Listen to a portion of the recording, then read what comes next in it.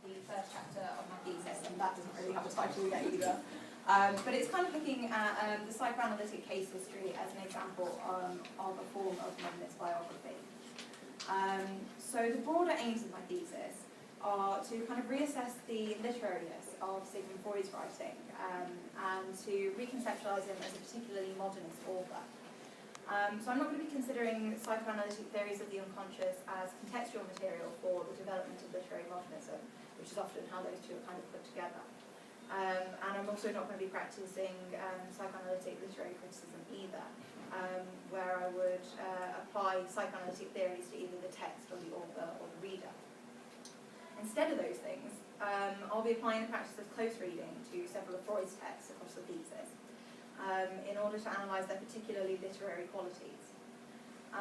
Since the concept of modernism itself is notoriously difficult to define, and critics are always disagreeing about its parameters in terms of when it happened, where it happened, what its formal characteristics are, I think the best way for me to demonstrate that Freud is, in my opinion, a modernist author is to compare his texts with the principles of what we retrospectively term modernism, as they are outlined by the people that we identify firmly as modernists. So people who were Freud's contemporaries, writing at the same time as he was, but we say, yeah, we can look at them, we think they're modernists. So later thesis chapters are going to focus on subjects like Freud's textual coincidence with Ford Madox-Ford's theories of literary impressionism, and Henry James's construction of narrative from an anecdotal seed. So just a little starting point in creating a narrative from that. But before assimilating the techniques of the psychoanalyst and the novelist, this first chapter is going to demonstrate the ways in which Freud's accounts of patients and non-fictional subjects resemble the generic conventions of modernist biography as they're outlined by Virginia Woolf. In order to do this, I'll focus on two of Woolf's essays, The New Biography, published in 1927, and The Art of Biography, which was published in 1939. I'll look at these alongside Freud's fragment of an analysis of a case of hysteria, published in 1905, and this is better known as the case history of Dora. This is the chosen pseudonym for Freud's patient Ida Bauer. Modernist biography is a particularly suitable lens through which to approach Freud's work at this early stage of the thesis, since, as Woolf's theory suggests, the genre mediates between fact, the authoritative doctrine that Freud wished his theoretical contributions to be viewed as, and fiction, which is the genre that Freud's work increasingly comes to resemble when one appreciates the literary qualities of the text. So this chapter therefore introduces the more radical claim to the fictitious style of Freud's writing, without commenting upon the validity of the psychoanalytic theories themselves as kind of scientific principles, by first presenting evidence of Freud's literariness within the parameters of a not quite fictional genre. Woolf's essay suggests that biography should consist of a combination of seemingly oppositional elements: truth and personality, fact and fiction, action and thought, biography and autobiography.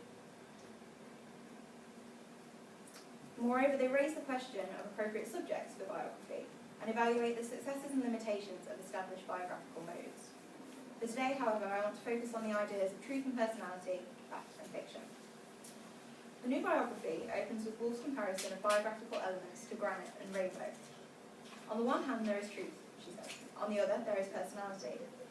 And if we think of truth as something of granite-like solidity, and of personality as something of rainbow-like intangibility, and reflect that the aim of biography is to weld these two into one seamless whole, we shall admit that the problem is a stiff one, and that we need not wonder if biographers have, for the most part, failed to achieve it. The tangible solidity conveyed in the granite-like truth is stylistically consistent with Woolf's identification of objective truth in the art of biography. That is, quote, truth in its hardest, most obdurate form, derived from research and verified by other people besides the artist. Personality, on the other hand, is vibrantly intangible, and may be conveyed not through observable, verifiable details, but through, quote, facts as an artist invents them, facts that nobody else can verify. Technically fictional elements, then, or components that do not carry direct evidentiary support, may thus offer truth of a different kind, in that together they create a fuller impression of the subject. The rainbow-like intangibility of personality in biography bears significant resemblance to the constructions of consciousness in modern fiction. Like the task of the biographer, Woolf describes the task of the novelist as capturing life, consciousness, psychology, with as little mixture of the alien and external as possible. Life thus becomes the proper stuff of fiction, as well as of biography and of psychoanalysis, and these are generic distinctions that are blurred within Freud's texts. Beyond the common subject matter, the aesthetic stylistics of Freud's writing emphasise the literariness of his texts.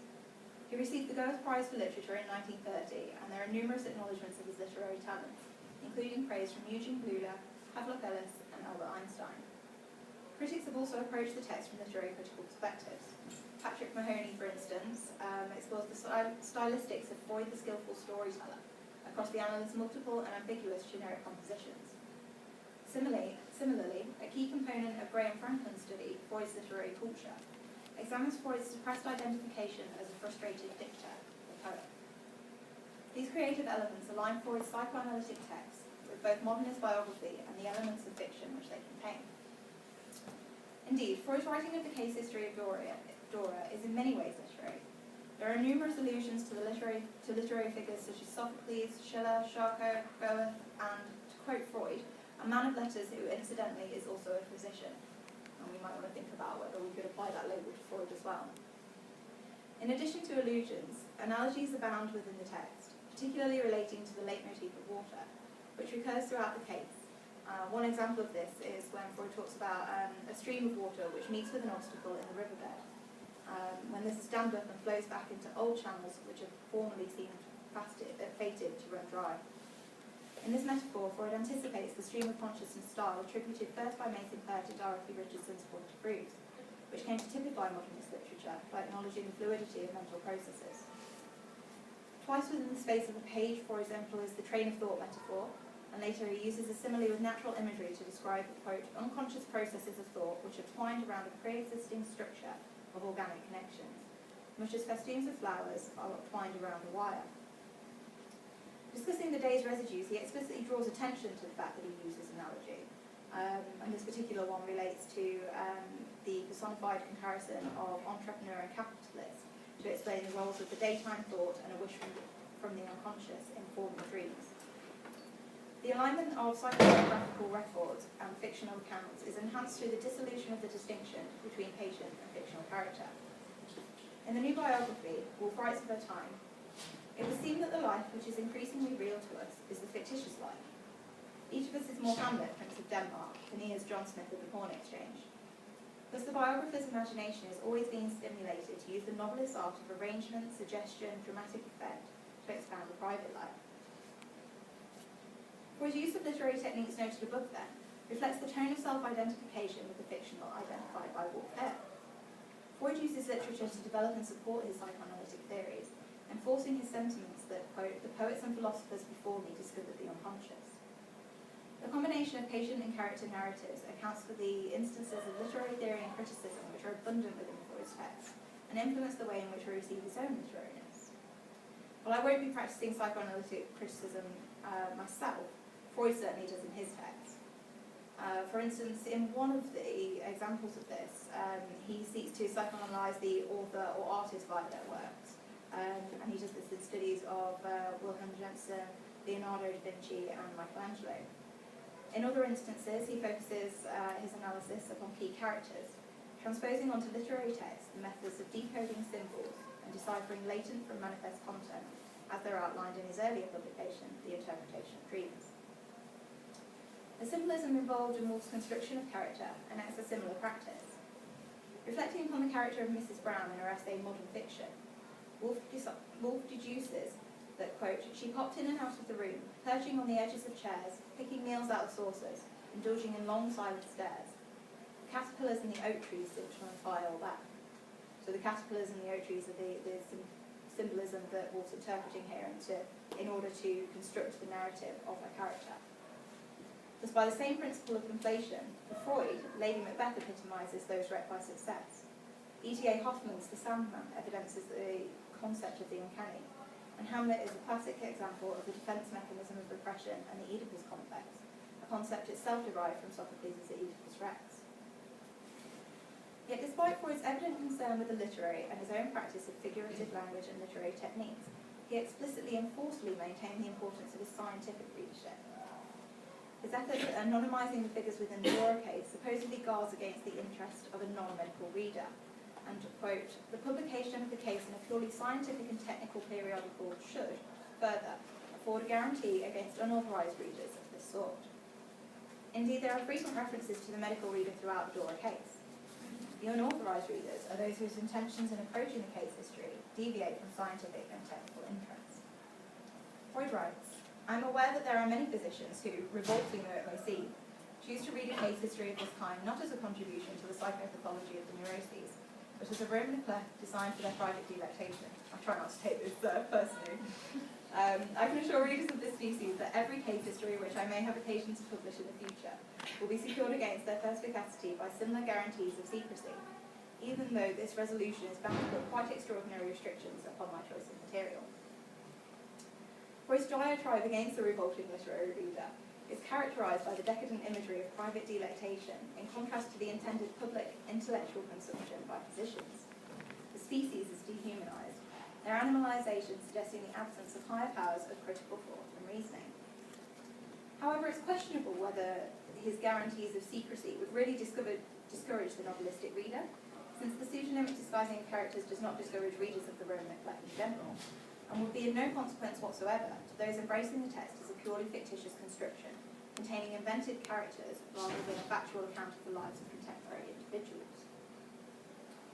Nevertheless, Freud's denunciation of the novelistic reading of his text stresses its claim to factuality, authenticity, and scientific application. Throughout the case, Freud uses technical terminology to produce a text he deems to be appropriate for his medical readership. Moreover, he declares that such frank, direct language is vital to the successful conduction of treatment. It should appease the, quote, scandalised astonishment and horror of even the medical reader at its sexual subject matter, and deter the envy of readers expecting titillation from sexual discourse as part of the therapeutic method. Comparing himself to a gynecologist, Freud argues that, quote, the best way of speaking about such things is to be dry and direct. I call bodily organs and processes by their technical names, and I tell these to the patient if they, the names, happen to be unknown to her. Chapelle and Chat and Chat. Yet the summative epigram, rendered in French, is distinct from the medical terminology and technical vocabulary employed elsewhere. In a similarly literary vein, Freud goes on to allude to the, quote, temptation of writing a satire upon the readers who recoil from his sexual discourse, and finishes his critical interjection with an anecdotal reference to his satisfaction at hearing his patients exclaim, "Why, after all, your treatment is far more respectable than Mr. X's conversation." In discussing his direct language, then, Freud utilises indirect, figurative discourse. Literary rainbow that seeps into grammar. Yet still the analyst maintains his distance from literary pursuits.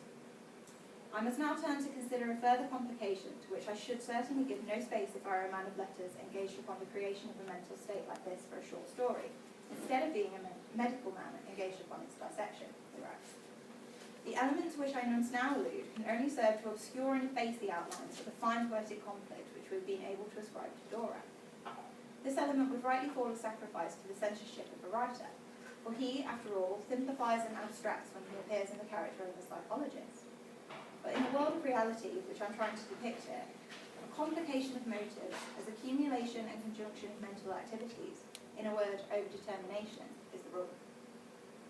Whether we agree with it or not, Freud's charge that the literary writer merely simplifies and abstracts, and as such is at odds with the overdetermined reality of their subjects, supplements our understanding of his explicit disavowal of the literary.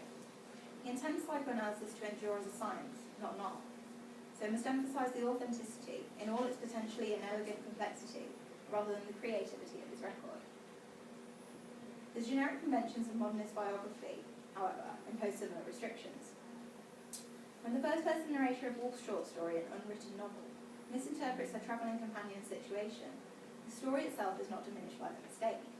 Rather, the narrator's enthralled pursuit of the mysterious figures foreshadows the doctrine of character in fiction, another one of Woolf's essays, and the imaginative act of conveying personality alone is sufficient. Such would not have been the case had the tale sought to constitute biography or case history, since, as Woolf tells us in The Art of Biography, biographer is bound by facts, as is the analyst. Freud's attempts to distance the case history from fiction and attest to its authenticity serve as motivations for publication, and he quite helpfully outlines these for us.